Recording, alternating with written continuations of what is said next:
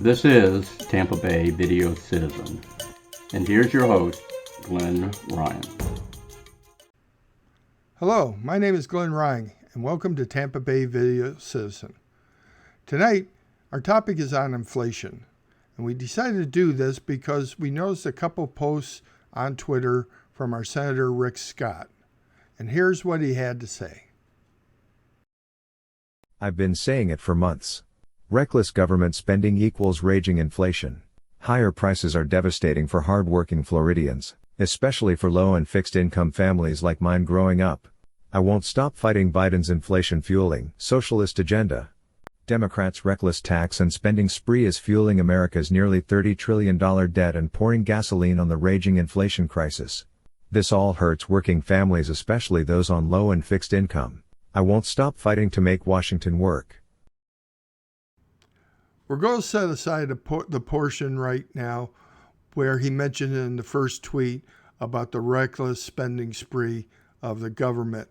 Now, please keep in mind that both of these senators voted for the 2017 tax cut. This tax cut reduced government revenues by $275 billion, or 7.6%, with no plans to replace that lost revenue. We're going to set that point aside for this broadcast.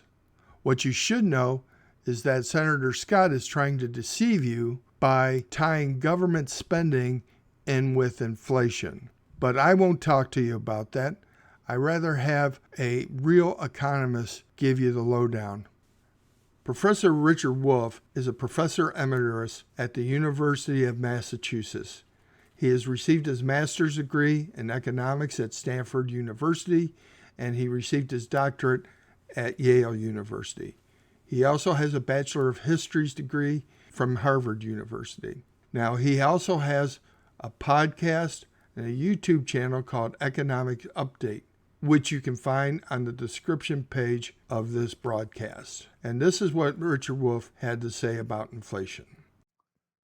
My next update is about something getting a lot of attention too. Inflation.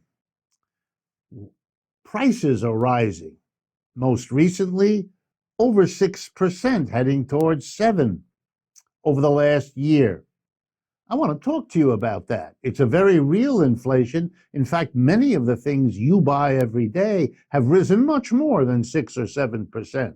10, 20, 30, 40, 50. Those numbers are not exaggerations. What's going on? Well, here's the single most important fact. Prices are rising faster than wages.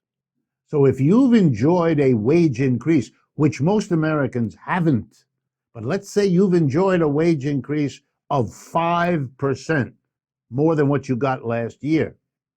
Do you understand those 5% extra dollars in your pay envelope will not allow you to buy what you were able to buy last year, because prices have gone up 6 to 7%. So you're falling behind. Your 5% wage increase is your ticket to a declining standard of living. And when is that being served to you by this capitalist economy? Right after you've suffered unemployment, right after you've suffered illness during this pandemic, right after you've gone through God knows what extra problems, children at home from school, questions about whether you'll get your job back, and if so, what kind of job it'll be. Now, let's be clear here. You know what happens to people whose standard of living shrinks when they're told all the time you're measured, you're valued according to your spending, your level of consumption? People will borrow more. Their debts will go up. We see that already. So an already indebted population becomes even more indebted. Signs of economic decline. Some enjoy blaming this on Mr. Biden. Childish. All economics knows, we've studied it for decades, that there's something called lags. It takes many months for any decision made in Washington to have its impact, whatever that impact is, on the larger society. That doesn't happen overnight. Any inflation over the last year is the product of policy decisions made before that. And you know who was president before that? Mr. Trump was president before that. Sometimes the mass media go beyond bias and to become downright stupid. And I don't want to let that pass. The inflation's also not about money creation. There's another popular myth. Oh, gee, the government is printing a lot of new money and pumping it into the economy. That's true. And that's the cause of inflation. That's not true. Why not?